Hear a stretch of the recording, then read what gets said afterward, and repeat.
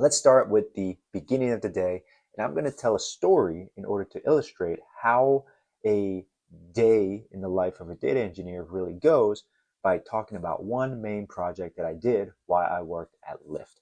So, while I worked at Lyft, we were working on a project that was meant to detect payment fraud for our subscription business, Lyft Pink.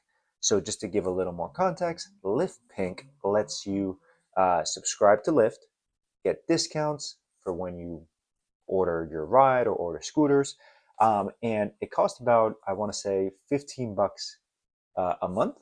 And what we were finding is that there were a lot of failed payments for people that were on reoccurring subscriptions. And so, with that said, um, the beginning of the day as a data engineer was mostly spent for me being in meetings. So I'm talking about like 9, 10, 11 o'clock a.m.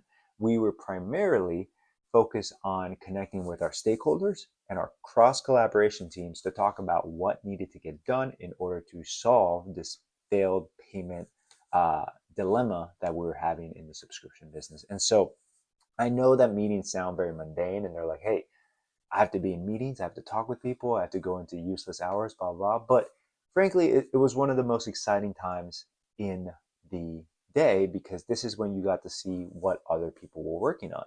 So for me, for example, we had a data engineering team that worked closely with the data science team, and we were able to detect, or I should say, learn what the data scientists were working on in order to detect what failed payments were happening and why.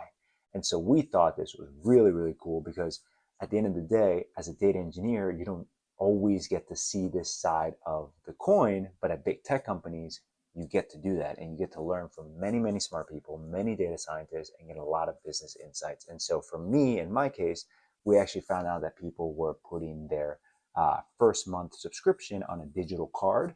That way they would not fill it up with money and somebody would basically get a free trial of Lyft Pink without having to pay in 30 days or when their next month was up. That was very much the 9 o'clock, 10 o'clock, 11 o'clock a.m. 3 or 4 times a week, basically.